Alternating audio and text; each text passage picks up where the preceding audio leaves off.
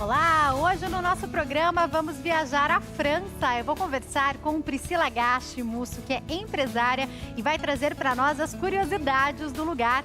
Tem também um bate-papo sobre lei trabalhista e uma possível reforma. Eu vou conversar com o doutor Lucas Braga, que é advogado, e vai explicar essa história para nós. Então não sai daí porque o nosso programa está no ar.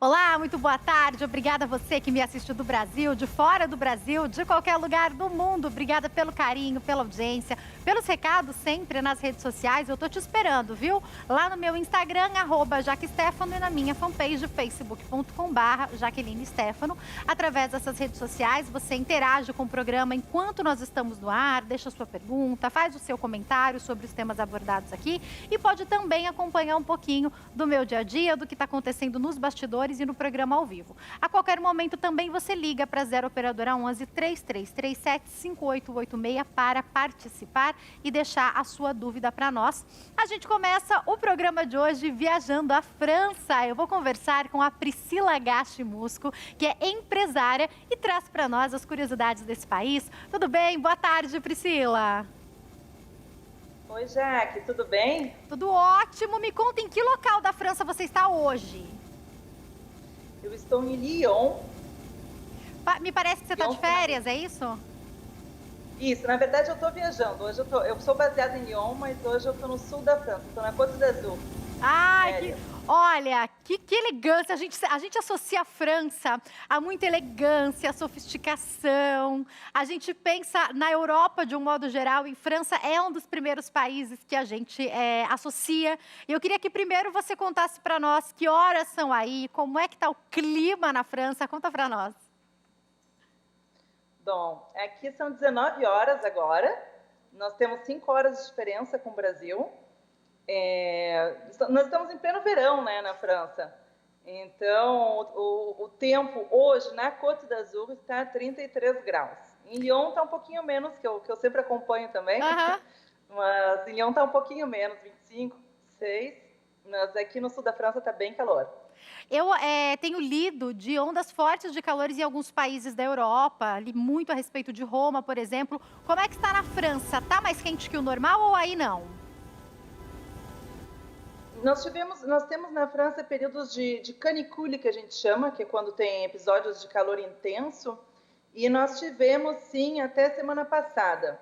Então, não circulava muito vento, temperaturas chegavam até 35 graus, mas agora já passou, já tá um pouquinho menos. Agora, uma brasileira morando na França já há alguns anos, né? Por que morando na França? Conta pra nós. 10 anos já, 11 esse ano. Uau! Na verdade, foi o azar de destino. Eu morava em São Paulo, onde eu trabalhava com publicidade e marketing, nada a ver com turismo. E eu vim para a França para fazer um ano sabático, para ficar um ano aqui estudando francês, que eu sempre adorei a língua, e viajando pela Europa. Em 6 meses eu decidi que eu queria mudar de profissão e trabalhar com turismo. E conheci meu esposo, que é francês também, entre tempo. Mudei da água para o vinho. No início eu deveria voltar para São Paulo, fazer uma pós na área e continuar trabalhando com publicidade e marketing. E ele me sugeriu de por que você não tenta fazer essa pós aqui, já que já está por aqui, enfim. Eu falei, bom, na pior das hipóteses, eu volto para São Paulo com uma pós feita no país que mais recebe turistas no mundo, né? Então, nada mal. E, enfim, deu certo, deu a pós, deu certo. O mestrado, né, que foram 2 anos de mestrado, de gestão de turismo. Abri uma empresa logo depois, me casei entre tempo, tenho 2 filhos, mudei para Lyon, porque a empresa eu abri aqui na Côte d'Azur também. Nós temos família, nós morávamos aqui no início. E estou aqui. Aquela hipótese de, no mínimo vou voltar para o Brasil com uma pós feita na França, que nada, né? Havia outros planos preparados para você, né? Exatamente, Que exatamente. delícia! Olha, a gente fica muito feliz de ouvir a sua história. A gente tem ouvido brasileiros de vários locais do mundo. E a maioria desses brasileiros, muitos deles se tornaram empresários no país em que estão. Conversamos com pessoas de vários países da Europa. Acabam também trabalhando na área do turismo. Quase todos contam uma história parecida. Que foram para fazer um ano, para estudar, se apaixonaram pelo país e ficaram. E aí eu quero saber um pouquinho sobre as condições da França para quem vem do Brasil. Se você conseguiu cidadania de maneira fácil, já tinha parentes franceses ou através de algum outro país da Europa, como é que foi? Não, eu não tinha cidadania. No início, meu visto era de estudante, né? Porque eu vim estudar francês, então eu vim matriculada já num curso de francês. E depois, com o mestrado, com a minha inscrição no mestrado, meu visto continuou sendo de estudante até eu me casar, quando eu mudei meu visto para o visto de família, na verdade. Hoje em dia eu já tenho nacionalidade francesa há algum tempo, mas no início não. No início eu renovava o meu visto todos os anos. São necessários no mínimo 4 anos de casamento para solicitar, ou então 5 anos pagando impostos na França. Bom, eu já estava nos 2 casos quando eu solicitei o meu, mas não me fazia tanta diferença assim, ó, porque eu já tinha o visto de residente que vem antes da nacionalidade, que a gente pode pedir. Agora me conta se os filhos falam só francês ou se eles falam português também. Eles entendem tudo em português, mas eles me respondem em francês. É lógico, né? E eu acho que isso é tão rico, né? Porque, de qualquer maneira, eles têm o contato com a cultura brasileira através de você e entendem o português, o quanto isso é rico para eles, né? Ter uma outra língua e estão imersos, com certeza, na cultura francesa. Você ensinou eles a comer algumas coisas que são típicas aqui do Brasil? Sim, nós vamos sempre ao Brasil, 1 ou 2 vezes por ano. Aham. Eles adoram pão de queijo, os dois são loucos por pão de queijo, feijoada, enfim. E nós também, como nós somos uma família culturalmente mista, né? Isso eu acho que faz parte vai sempre fazer parte da vida deles esse misto de culturas, tanto da cultura quanto da gastronomia dos 2 países. Então, em casa nós variamos entre os 2 lados um pouco. Enquanto você fala conosco, Pri, a gente está vendo algumas imagens e eu já gostaria que através delas você falasse para nós. Daqui a pouco a gente fala de pandemia, mas de uma maneira normal, para quem vai viajar à França, quais os principais pontos turísticos que você aqui citaria para nós? Olha, tem que ir a esses pontos. Bom, eu não vou conseguir não falar de Lyon para vocês, porque Lyon é onde eu estou baseada e é meu xodó, né? Uhum. Lyon tá bem na moda. Essas imagens que vocês estão vendo, inclusive, são de Lyon. A anterior é da Festa das Luzes em Lyon, que acontece sempre no mês de dezembro, em torno de dia 8 de dezembro. A Lyon, a Basílica, no alto, o Rio Sone embaixo. Aqui vocês veem a Provença, também, que é imperdível, um passeio de balão na Provença. Nós temos esse passeio de balão disponível em diversas regiões francesas, no Beaujolais, próximo de Lyon, inclusive. Essa foto é de Annecy, que está a 2 horas de Lyon. A gente consegue ir em um day tour de carro e voltar de Annecy. É uma cidade maravilhosa, o Lago de Annecy é lindo também. A história dela é muito interessante. Ela está pertinho também de Genebra, que nós fazemos fronteira com a Suíça. Lyon está a 2 horas de Genebra, então também Genebra pode ser um ponto de visita saindo de Lyon. Bom, Paris a gente não precisa nem falar, né, de Paris, porque Paris acho que já é tão ícone da França que todo mundo pensa direto em Paris. Paris eu diria que uns 4 dias para visitar bem Paris. E saindo de Lyon, você consegue fazer diversos vilarejos, regiões, onde Lyon é a capital da gastronomia francesa, então tem muita coisa bacana para se ver, tanto na cidade quanto em volta dela. Me deixa aqui, Pri, me deixa aqui sonhar, junto com os meus telespectadores, que nós estamos preparando uma viagem à França. Pensando assim, até financeiramente, onde você indicaria para que a gente se hospedasse primeiramente? Que caminho é bacana de fazer? Você falou, por exemplo, de Genebra. Dá para fazer algum tipo de bate-volta a países próximos? Qual que é a dica que você daria assim? Pensa aqui um mapinha com a gente, que você acha que seria legal aí. Tá, vamos dizer que vocês cheguem por Paris ou por Lyon mesmo. Eu não vou entrar muito em Paris, porque Paris acho que já é clássica, né? Então, a visita de Paris e desceria para Lyon. Lyon está no meio do caminho entre a Provença e a Côte d'Azur. Então, eu faria uns 4 dias de visitas de Lyon, onde nós poderíamos fazer um dia da cidade, um dia da região do Beaujolais, com as Pedras Douradas, são 39 vilarejos com tijolinhos, pedrinhas todas douradas, é maravilhoso. Lembra um pouco a Toscana até na Itália. Vocês estão vendo o Museu da Confluência, a Baía de Senanque, na Provença. E dali eu desceria para a Provença, onde eu faria no mínimo uns 4 dias com uma base em Aix-en-Provence, para visitar a Provença, Les Bons Provence,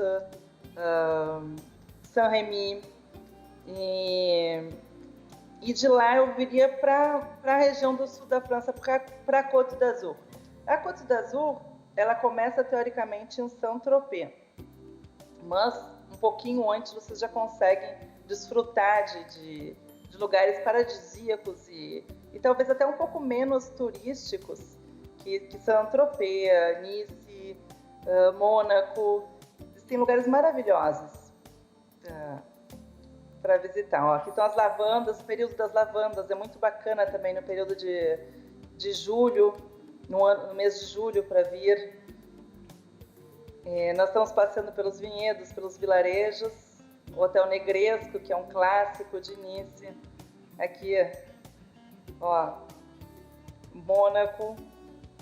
Esqui. Lyon também está muito próximo das estações de esqui francesas. Quem gosta de esqui, o aeroporto de Lyon e de Genebra são os principais para quem quer esquiar na França, para os Alpes, de acesso aos Alpes. E nós temos transfers que saem do aeroporto de Lyon, ou então até passeios. Tem muita gente que quer conhecer o esqui ou ver a neve, mas não quer necessariamente passar alguns dias, né? Brasileiro sente um pouco de frio, então não é todo mundo que está pronto para investir numa viagem para neve. Tô pensando nisso. Nós fazemos day tour saindo de Lyon, dá para fazer um day tour para esquiar, passar o dia, para sentir até o terreno, né? E quem sabe de uma próxima vez voltar para fazer realmente uma viagem na neve, ficar alguns dias. Agora, fala para nós, Pri, sobre a língua. O brasileiro que não fala nem inglês, ele só fala português. Ele consegue se virar aí ou é importante que saiba pelo menos um pouco de inglês? O que você percebe pelos turistas brasileiros? O francês, os mais novos, eles falam bastante inglês. Então, se a pessoa fala inglês, ok. Agora, os mais antigos e nos lugares, quanto menor for o lugar que a pessoa for, mais difícil vai ser. Na verdade, esse é uma dificuldade. É por isso que é bacana ter um guia ou ter menos um roteiro planejado por alguém que esteja por aqui para poder ajudar nisso. E até tá em stand-by, né, para tirar algumas dúvidas, dar um help eventualmente. Mas os franceses, eles não falam muito inglês. O inglês deles, às vezes, não é muito bom. Exceto, claro, nas grandes cidades. Em Lyon, você consegue se virar com inglês, com português, eu acho que não, é muito difícil. Em Paris, talvez, se você der sorte de esbarrar com algum brasileiro para ajudar no meio do caminho. Porque tem muito brasileiro por lá, né?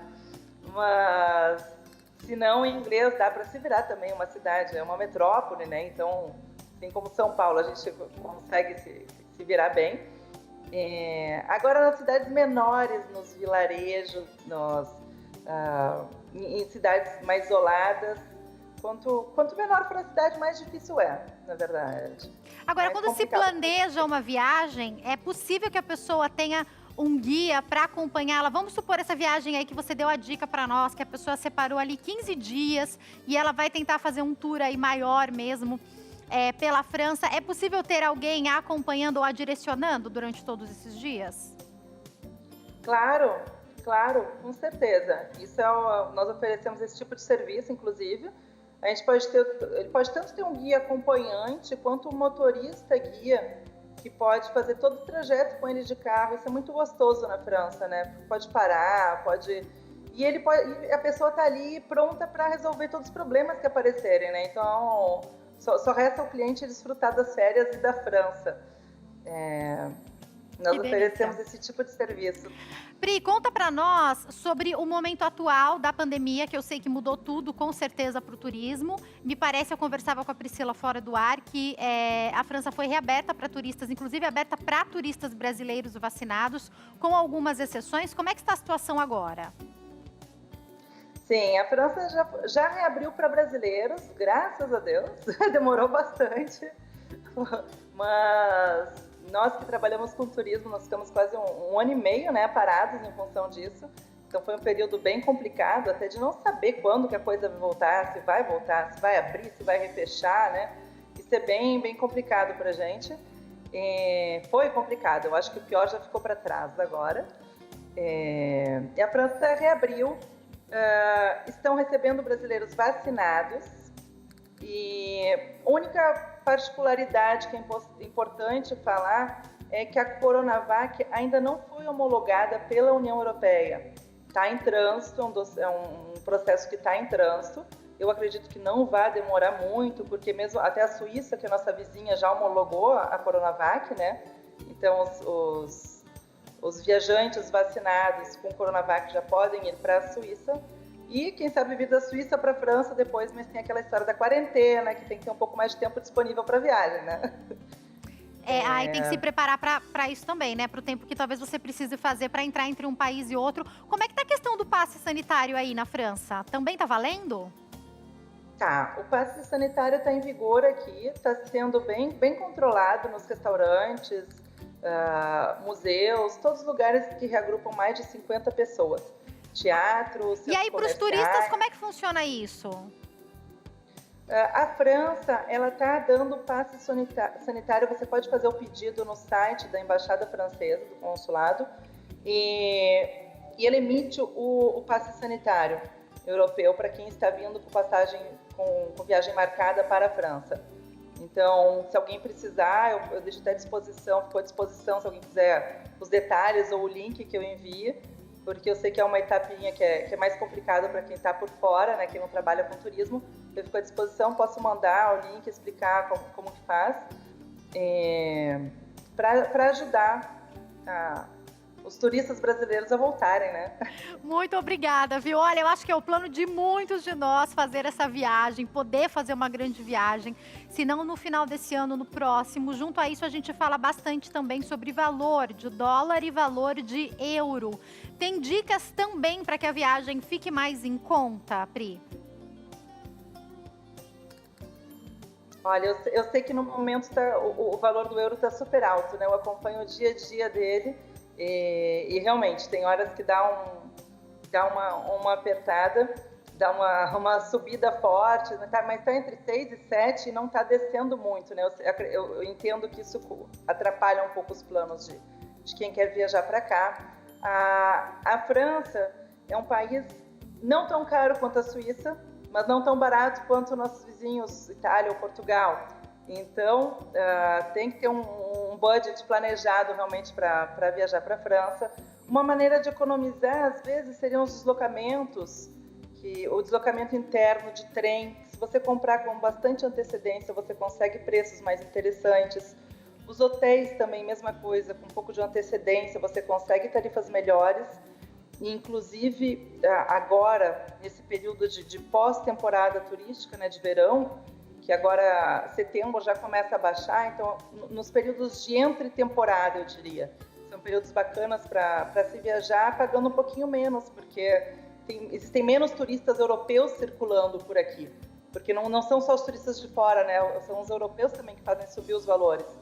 Então, setembro, outubro, até novembro, depois, no início do ano, tem a temporada de esqui, que é dezembro, janeiro, fevereiro, E aí, março já começam a ter... Março até maio já tem um preço interessante também, de Então, de repente, passagens se aéreas, planejar para uma viagem nesse entremeio aí é uma boa, né? Agora, a gente não pode deixar de falar de algo que sempre me deixa aqui com água na boca, que são as comidas.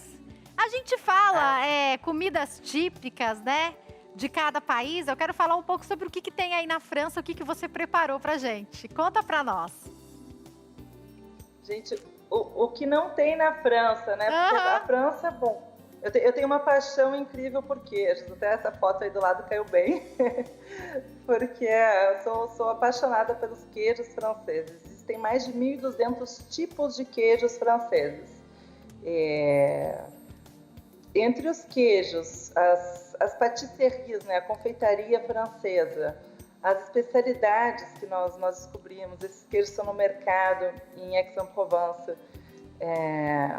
É uma variedade tão imensa, uma riqueza gastronômica que realmente não tem como não deixar com água na boca. Eu já tinha essa paixão desde o Brasil e vindo para cá, eu acho que só aumentou. Eu nunca consegui saciar meu apetite ainda. Ai, que delícia! Eu também sou louca por queijo. Essa viagem com certeza valeria muito a pena para eu degustar também. O que mais que você citaria aí para nós? A gente tá vendo aí os queijos enquanto você fala. Ai, que água na boca!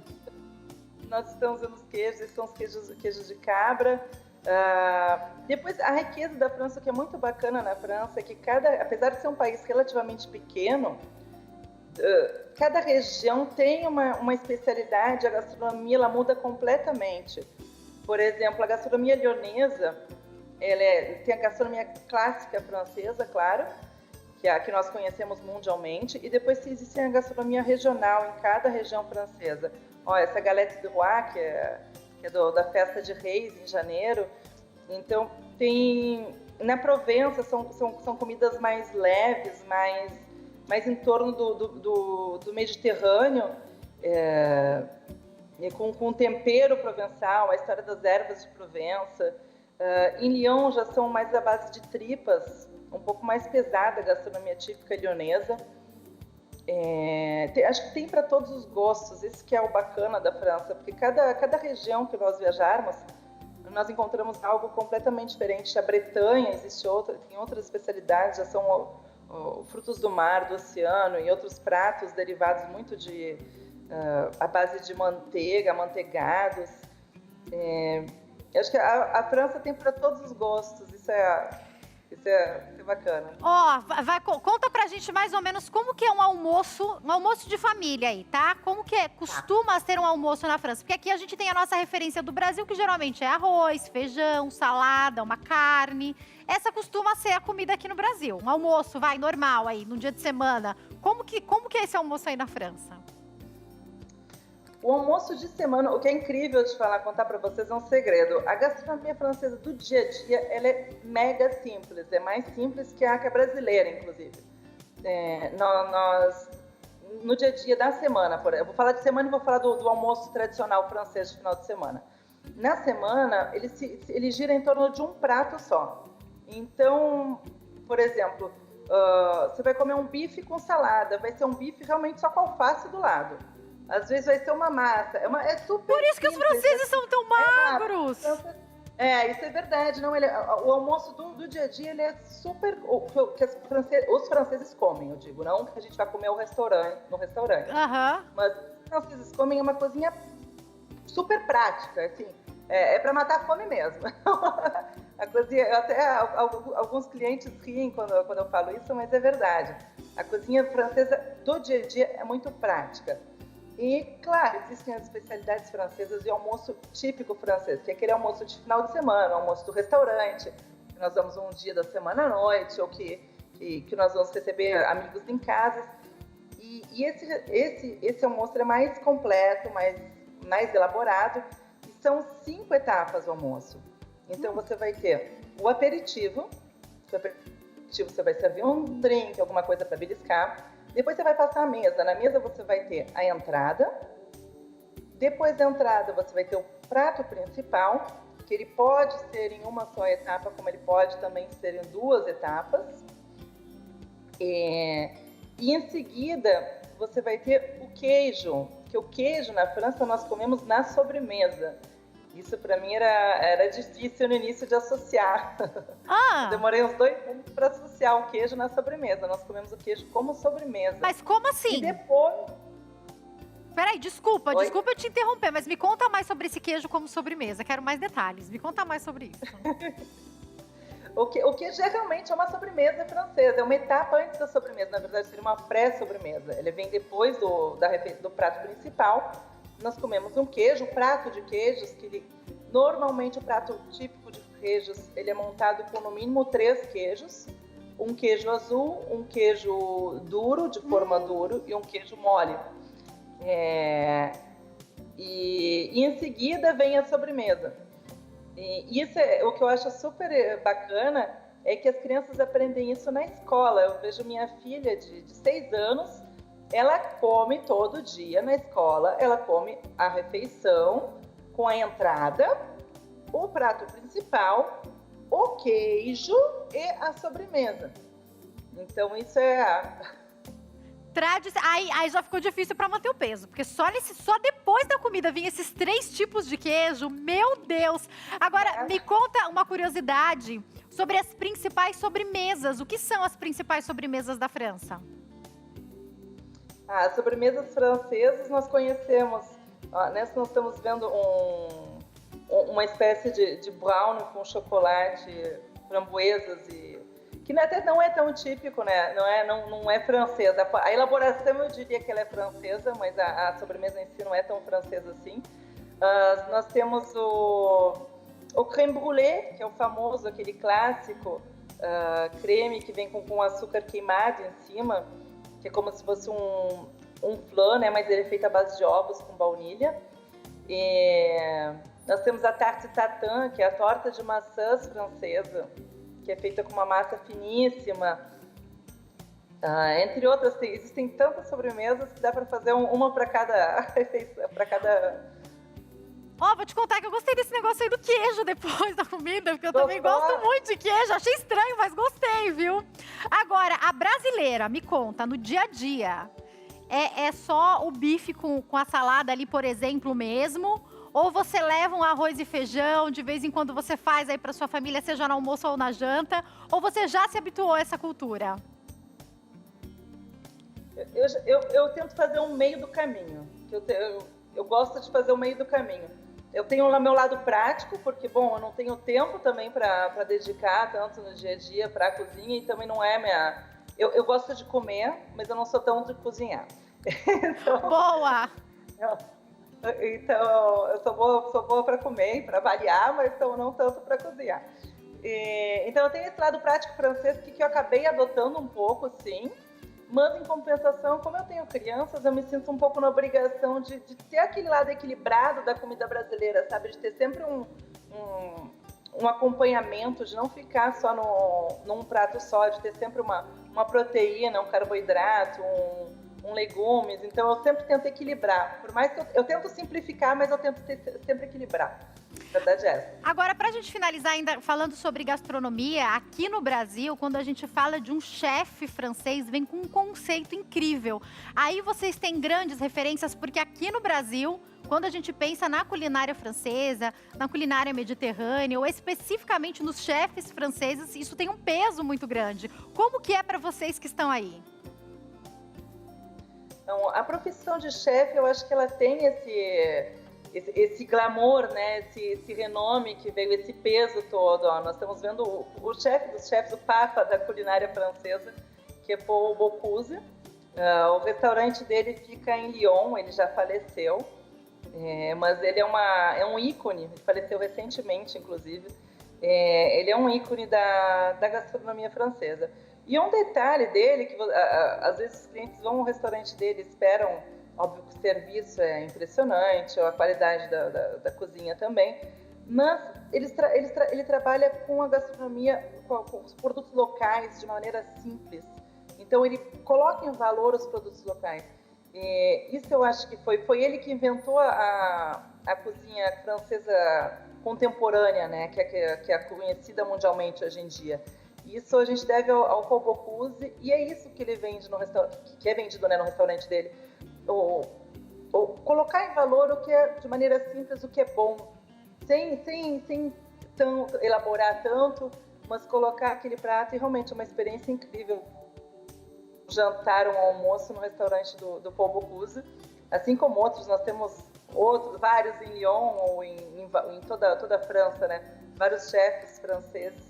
O Guia Michelin está aí para nos mostrar, para nos ajudar a achar os menos estrelados, mais em conta, enfim. Olha, Pri, eu amei esse bate-papo. Eu tenho certeza que quem nos assiste ficou com a mesma vontade que eu, que é de viajar. Para quem quiser entrar em contato, deixa eu deixar as redes sociais aqui, o Instagram, @Descubra a França, e tem também o @Descubra Lion, né? Tá passando aí para vocês também, tá? O Lyon tá passando aí para vocês também. Muito obrigada pelas dicas, Pri. Espero que a gente possa conversar mais vezes, viu? Eu que te agradeço, fico à disposição e te espero aqui para te apresentar um pouco dos queijos franceses. Ó, me deu água na boca. Obrigada, viu, Pri? Um beijo grande para você. Sucesso aí para você e para toda a sua família. Tchau, tchau. Daqui a pouquinho eu tô de volta falando sobre lei trabalhista com o doutor Lucas Braga, que é advogado e já tá aqui para falar com a gente sobre a futura reforma, possível reforma da lei. Já volto.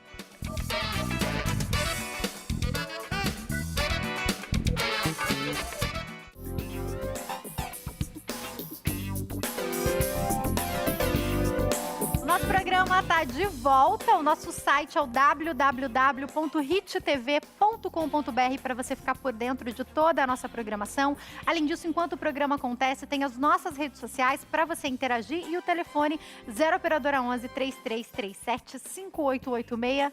Da França, direto para onde? Leis trabalhistas. Estou recebendo aqui o doutor Lucas Braga, que é advogado.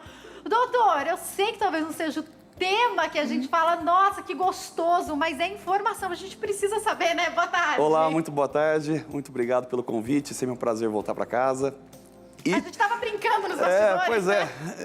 Gostaríamos de falar um pouco mais sobre o sul da França, né? Nossas próximas viagens, mas é importante falarmos sobre lei trabalhista. Doutor, né? a gente nem se acostumou ainda, por mais que a gente já tenha tentado falar bastante, a gente ainda nem se acostumou a todas as mudanças que aconteceram na lei trabalhista. E agora me parece que foi proposta uma emenda. Explica para nós o que está acontecendo. Bom, vamos lá. Essa emenda, ela veio inicialmente com 25 artigos, tá? E a princípio era uma medida provisória, pontual. Tinha a ver com a pandemia? 100% voltada para a pandemia, tá? O que acontece? Com as alterações, tá? Acho que é importante destacar aqui para os nossos telespectadores, todo esse processo que ela vai sofrendo, é um projeto de lei, ele sofre alterações, tá? Tanto de sugestões quanto melhorias, então existem modificações, alterações, exclusões e inclusões. E é exatamente o que aconteceu nesse caso. Passaram-se de 25 artigos para 93. Então ela cresceu... É uma bobagem, né? Uma bobagem. Mais que o dobro. Tá? Por isso que ela tomou essa repercussão tão grande, que a princípio era voltada exclusivamente para pandemia, situações pontuais que necessitam, né? Uma vez que não foi alterada ainda, necessitam de alteração. Tá? Agora passaram-se para uma situação que a denominação popular é mini-reforma trabalhista. Doutor, vamos entender, eu acho que vale a pena a gente especificar uma coisa muito importante. Nós temos um número de desempregados muito grande no Brasil. Muitas pessoas que estão trabalhando, mas não especificamente na sua área, estão subutilizados, que é uma palavra que eu tenho ouvido bastante na mídia. Exatamente. E dentro disso, a gente sabe sim que antes da pandemia, eu posso falar pelo que eu havia pesquisado, que a gente tinha um governo com propostas muito interessantes para a economia do país, até mesmo para a questão trabalhista. A gente já começou a ver algumas mudanças, de repente veio a pandemia e me parece que ficou, para muitas áreas, ficou tudo muito perdido. Exatamente. Algumas alterações que foram feitas para aquele momento que a gente vai agora destrinchar, a mudança no horário de trabalho, excelente, se é possível ou não diminuir esse salário do trabalhador ou não, alguma ajuda que pode ser dada para quem está desempregado voltar, eram medidas que pareciam muito interessantes e necessárias para esse momento de pandemia. O senhor concorda que algumas delas de fato devem ser inseridas? Devem, são necessárias, tá? É uma situação que os empresários já têm solicitado isso há muito tempo, tá? voltando um Que pouquinho... não aconteceu na outra mudança, né? Exatamente. Mas tiveram mudanças muito positivas na reforma trabalhista, tá? Uma vez que no nosso escritório a gente advoga para ambos os lados da mesa, tá? Tanto reclamante como reclamadas, né? Empresas. E quando você conversa com empresários, eles adoraram, porque antigamente tinha o exemplo clássico, a gente trabalhou por 3 meses com um salário baixo, de repente chegava a ação de R$500 mil, porque não tinha penalidade para o trabalhador. Então era aquele vai que cola, tá? Isso aí foi corrigido. E colava algumas vezes, né? E colava, e do empresário olhar e falar assim, não tem esse dinheiro, eu não consigo pagar. Conheço vários empresários que falaram, poxa, ou é mentira, ou é até verdade, mas será que é lícito uma pessoa que trabalhou 3 meses 3 e pediu uma meses com indenização salário dessa? X, baixo muitas vezes, e eu tenho que pagar, a sentença saiu de R$100 mil, é uma coisa absurda. E não tinha penalidade por essa diferença, então colocava-se o valor que muito bem entendesse, tá? Então foi algo positivo em termos de legislação. Tá? É lógico que nós temos esse viés de sempre olhar para o empregado. Claro, a gente sempre olha para o até por uma trabalhador. questão mesmo do país. Pô, a gente apanha de todos os lados, é tão complicado. Vai piorar mais. Poxa, vai tirar mais. Né? Porém, quando a gente faz um quadro, que é uma coisa que eu procuro sempre olhar assim, de uma visão macro, olhando um quadro comparativo. Fazer um balanço mesmo, ainda mais para quem está nas duas Até agora que você estava né? falando sobre a França, não há esses privilégios na França, não há na Europa, não há nos Estados Unidos, na Inglaterra. Então, o que acontece? Quando a gente olha para uma questão histórica, parece que nós estamos cruzando um deserto aí que outros países... Inclusive os de primeiro mundo já cruzaram, Todos né? eles Quando a já gente fala cruzaram. tanto de trabalhista quanto de previdenciário, que não é o nosso caso, o que a gente tem aqui no Brasil, a gente não tem em outros países. Exatamente. Né? Então, aqui tem uma série de benefícios que... Férias remuneradas, tem um monte de coisa que outros Descanso países... semanal remunerado. Por exemplo, França, que como é o nosso tema aqui de hoje, poxa, o período das guerras, das revoluções, de tudo que eles viveram, poxa, teve mudanças significativas. Na Inglaterra, em regra, se paga por hora. Ou seja, não tem esses benefícios. Trabalhou, recebeu. Não trabalhou, não recebeu. Então, voltando para a nossa proposta, a medida provisória regulamenta uma série de alterações muito interessantes, tá? Vamos lá, eu vou seguir aqui. O doutor mandou para mim alguns tópicos que ele acha que são principais a gente falar. Legal. Porque é lógico que a gente não vai conseguir falar sobre 90 e tantos, né? Mas cita para nós os principais. Vamos começar por aí, doutor. Vamos lá. Acho que de interesse de todos, eu separei esse como especial. A questão do home office. Por favor. Foi uma necessidade diante a pandemia. Ninguém estava preparado e o grande problema, não tinha legislação para isso. Ou seja, vou falar aqui alguns tópicos, doutor. Quem paga pela internet que eu estou usando na minha casa? Eu preciso usar meu computador ou não? A empresa vai me dar uma ajuda de custo por isso ou vai me mandar um computador? E daí a gente vai abrir várias pequenas questões, né? Pequeninas questões, mas tem muita relevância para o dia a dia, tá? Hoje a alteração pode ser feita por comunicação, tá? Nesse projeto de lei, tá? Ainda não está em prática, ele vai ser votado, mas no projeto atual, né? Data de hoje, tem essa alteração apenas por contato via WhatsApp. O texto legislativo fala Já pode, então, o seu meio chefe eletrônico. pode mandar por um e-mail ou por um WhatsApp. Um WhatsApp com prazo de 48 horas de antecedência. Tanto para um lado quanto para o outro. Então, é home office, vai voltar para o físico, vai ficar híbrido, tanto faz. E a legislação era omissa. Essa questão, até o próprio conceito, usa-se uma expressão americana, né? Home office. Poxa, não tinha no Brasil.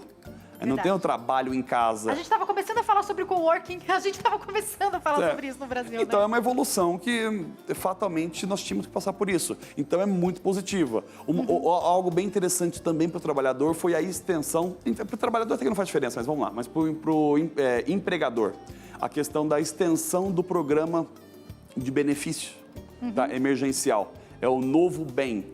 O que é? Como que é esse programa? Explica para nós. É esse fracionamento do salário. A empresa paga 75% e o governo paga 25%. Esse complemento. Então, existe uma extensão desse período. Ótimo. Muito interessante. Vai ser isso? Como que deve ser? Porque, tudo bem, a gente teve essa ajuda aí há alguns meses na pandemia. Tá. Isso pode acontecer mais vezes, é isso? É só uma extensão, tá? Porque o que acontece? Ninguém imaginava que... Quase 2 anos. Quase 2 anos. E quando isso vai acabar? Nós não sabemos. A cada semana tem uma nova variante. Sou advogado, não é muito da minha área, mas conforme a gente está lendo, a gente está lendo, estamos preocupados com familiares, com a nossa própria integridade. Então, todas essas mudanças geram muita repercussão na economia mundial. E até para os próprios empresários. Lógico. Né? Então, eu acho que é um ponto importante. Eu não tenho dúvida de que a gente sempre tem que olhar primeiro para o lado do trabalhador. Mas, em contrapartida, se a gente não der as mínimas condições para os empresários, ninguém vai ter emprego, né? Pelo menos esse CLT, que é o tradicional ainda por enquanto. É nisso que a gente tem que pensar, exatamente, né? Isso que eu queria passar hoje no nosso programa. É passar essa ideia de que, por mais que a gente fique triste a princípio com as mudanças, são mudanças muitas vezes necessárias, tá? São mudanças necessárias. Doutor, fala um pouquinho pra gente sobre o programa Primeira Oportunidade e Reinserção no Emprego, Priori. O que é isso? Priori, tá? Do meu ponto de vista, fantástico. Nós não tínhamos, até então, um programa de inclusão para trabalhadores. Então, o projeto é de 18 a 29 e depois acima de 55 anos, tá? A gente está falando do momento mais difícil de se conseguir emprego, no começo e depois dos 50, Exatamente. Né? E quando você olha para o projeto de lei, fala de um recebimento inferior ao mercado. Porém, na prática, muitas vezes, eu contratei um advogado recentemente para trabalhar para mim, tá comigo lá até hoje, tá indo muito bem, e ele falou: doutor, eu sei que o senhor me elogiou muito na entrevista, mas o senhor falou muito de perfil. Eu não tenho experiência, e eu gostei dele. Não tem perfil nenhum ainda, né? Não tem perfil, não está formado, não está formatado ainda no seu produto final. Então, esse programa incentiva o empresário a ter um profissional à disposição por um valor mais baixo.